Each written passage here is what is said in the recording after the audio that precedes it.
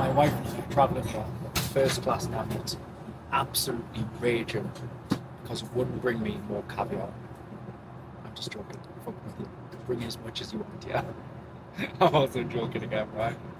I'm not another rich kid who was gifted money or made money quickly and overnight. I'm 30 now, and it took me. Started working in a factory when I was 16. Started business properly when I would say I was about 20, 21. So it took 10 years to be able to get here.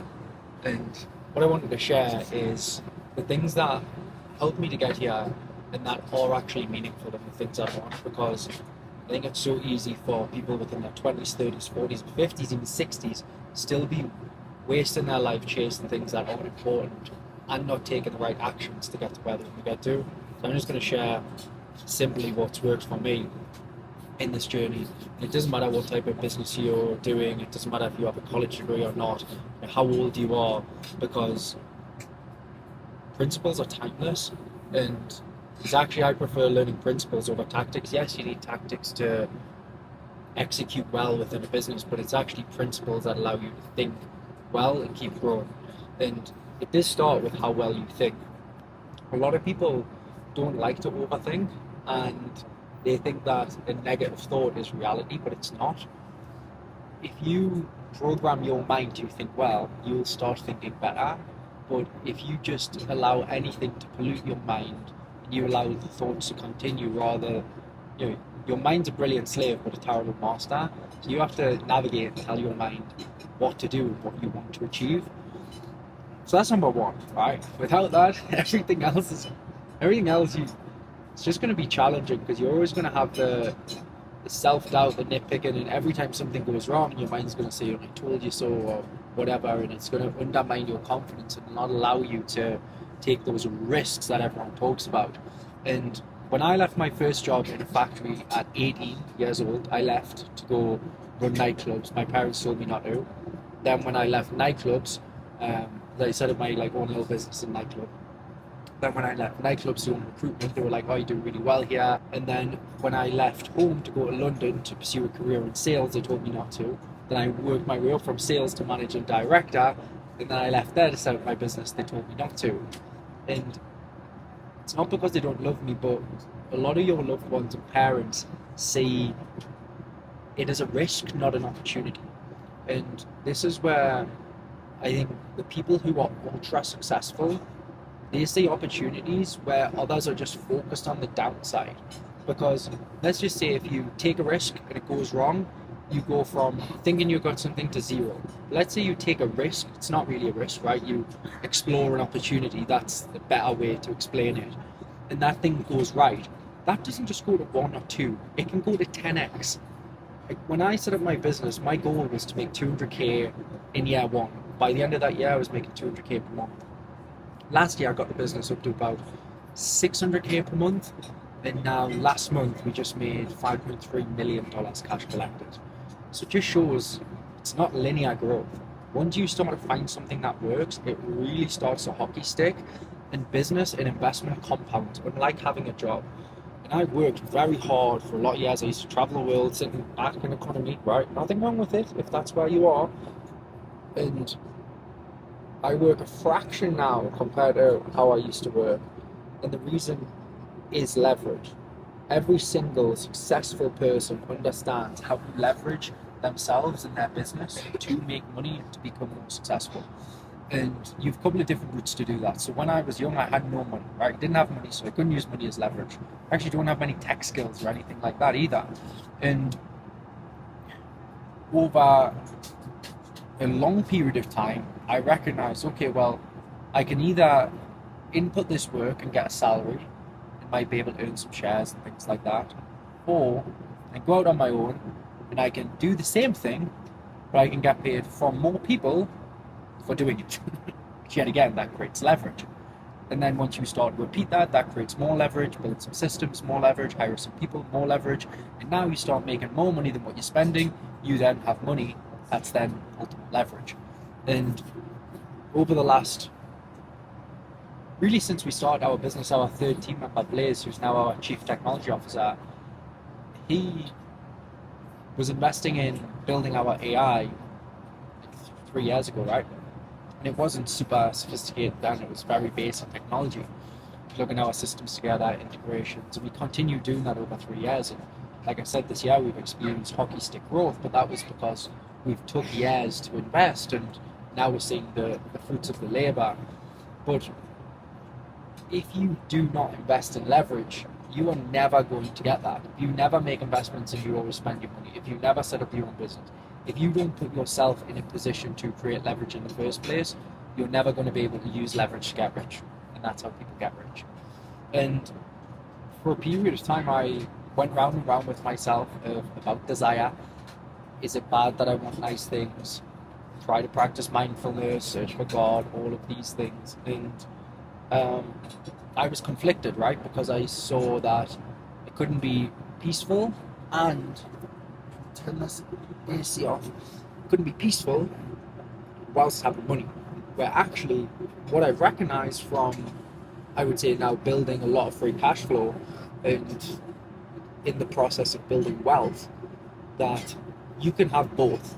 And for me, as I was able to make more money, the mindfulness actually become easier.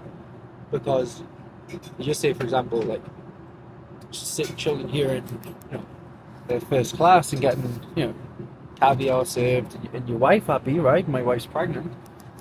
Rather than sitting in economy, as an example, my wife's more comfortable, I'm more comfortable, so then I have an easier way to be mindful, right? And of course, with excess money, if you don't have the mind aligned, you can start to go towards your desires, and you can start to act irrationally. You can also grow a big ego, think you know everything's right.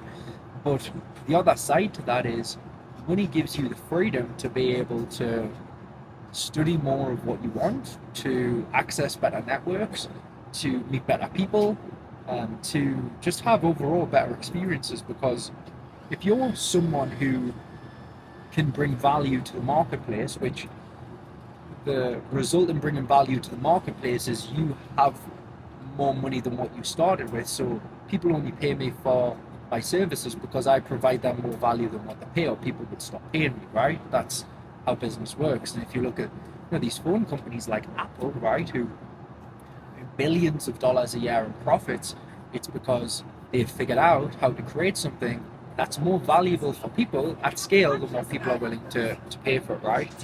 And that's the fundamental principles of business. And whether we like it or not, and we can say, Apple's bad and this is bad and stuff like that, that is how the economy works, right? So if we don't, even if you don't want to, even if you don't like it, not searching for the source of truth is going to hold you back from the journey. And that's ego as well, right? That's another form of ego, because you're expecting the world to be how you think it should be, rather than the reality of what it is today. And yet again, that's going to just trip you up if you do want to be successful in the external world. And I think for a number of years, I tried to control a lot of the outside, think of what other people were doing. And before our business got to $1 million a month, that was the big target. And we would sometimes study people, think people who'd made $1 million a month had it all worked out and stuff like that. Think that there was lots of things that you had to do to get there, but actually there's not that many things that you need to do to really grow the business. And you can be stuck in this analysis paralysis stage, this research stage, this thinking that even if you look at me, Jordan must have so many things worked out to be at this level, but actually it's not. You just need to get a few things right. You need to be able to generate clients, you need to be able to deliver those clients, and you need to be able to repeat that process at scale. If you do those three things, you can grow the business. And sometimes you need to niche down and sell to a more specific marketplace. Sometimes you need to widen, sometimes you need to increase your price and decrease your pricing. And this is where it becomes a testing period. But yet again, we are taught as children that getting things wrong is bad. But actually in business, the more you test, the closer you get to your outcome into where you want to be. So I think that's something that I would, we've got a couple of yappers here next to me. Do you think you could speak a bit louder? no consideration. So anyways, and even things like that, right? Back in the day, something like that would have annoyed you, right? Just a little thing, and it doesn't need to annoy you because it doesn't matter. And I see so many entrepreneurs thinking that they need to have every single part of their life perfect, every single part of the business. I need to have my onboarding perfect. I need to have my website perfect. I need to have... No, you don't. You just need to get started with the right thing and continue to optimize and pivot as you go. So what we do in our business now is, at the start, we started delivering services. We scaled that, and then delivering services is pretty hard. So then we started doing services with consultancy, so it's higher leverage. Then we recognized that even with the right information and some of the services that we could do, there's still the tools missing, right? So then we built our own systems and tools that then help to scale businesses up. And it's been a really nice transformational journey because at each stage we got better, we were able to execute on that. So we didn't need to go from knowing nothing to building a world-class tool. We were able to build that over a number of years. The amount of people that I see like, oh, I'm going to become a SaaS founder, and I'm like, okay, how much money have you made, how many clients you have, and things like that, and they have no skills, they don't have any money. You're competing in a very competitive market where, what about if you went from 0 to 1 first instead of 1 to 10? And I can say this because when I was the leader in the education technology company, I thought that to start my own business, I needed all these things worked out. And for years, I stayed working for someone else instead of working for myself because I believed that I needed to go to level 10 straight away. I would need officers, I would need team members, I would need all of these different things rather than just getting started. So we help entrepreneurs and we scale businesses, B2B businesses predominantly, with AI enablement. A lot of it's around client acquisition. So if you want to learn more, I'll have a link somewhere around that. You can just click and get inside the ecosystem. We give a lot of stuff away for free.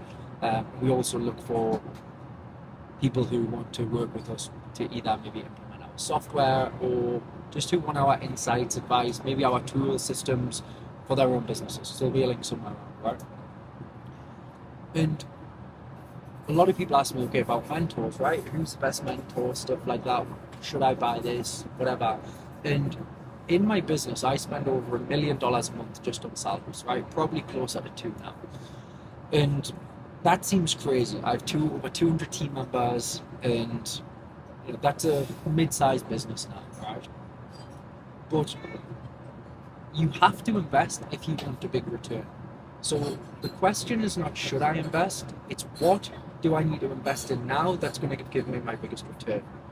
And yet again, this is where a lot of people get wrong because they start investing in things that they don't need, that they might need sometime in the future, rather than think just to get them to the next level. And that's why we focus right away with our clients on go-to-market, lead generation, and client acquisition as fundamentals before we start working on all the fancy stuff. Because we know if we have our clients cash flowing, then everything else is easy. But until they've got cash flow, the rest is hard. So I don't have a college degree. I put no funding into my business. I took no external funding. I have a business partner who I absolutely love. I give away 50% of my business. It was the best decision I've ever made. I pay a lot in team salaries. And business is not that complicated, right? And life is not. It's simple solutions for complicated people. But my God, the air in here is killing. Now I'm going to put some female glasses on, right? My wife's blue light blockers, so I lost mine when we traveled. And this is what I mean about not taking yourself too serious, right? I'm recording here a video in a not the most professional way, and I have female glasses on now. Who cares, right? Because if it's valuable, it'll reach the right person. No one cares if I've got female glasses on, right? Who cares? I don't care. You shouldn't care. And it's very easy to get caught up in all these things that are happening. Who's winning on the football? What's happening here? What this person said? Oh, a client responded this wrong. How is that going to help you build a life for your family? Build a valuable business? It's not. So why are you spending your time thinking about it? Why are you wasting your energy? Because the mind can only really think about one thing effectively. So take your mind towards the area that is important. A lot of people want to know, what's the one thing that separates the people who are successful from those who aren't? Obviously, it's leverage. Obviously, it's work, taking risks, opportunity. All of these things can be included. If you're tenacious, you are going to win. So you need to take action. You need to take risks. You need to believe you can do it, and then you need to take action on that. And the final point is there's no such thing as a rich victim. So never, never act victim. I take 100% responsibility for everything that goes on in my business, even if I didn't do it. Everything that happens in my relationship, even if I didn't do it. Because guess what? I chose my relationship. I chose the people who employ the staff. I'm the person who makes those decisions at the end of the day. And even if I don't have control over it, I want to be responsible. Because that allows me to be the master of my destiny, not someone else. And your origin is not your destination. Right? You get to choose that. For those who believe they can put in the work, get there. And it's cliche, right? But the reason why this is shared is because it's true, right? So search for the truth, search for the why.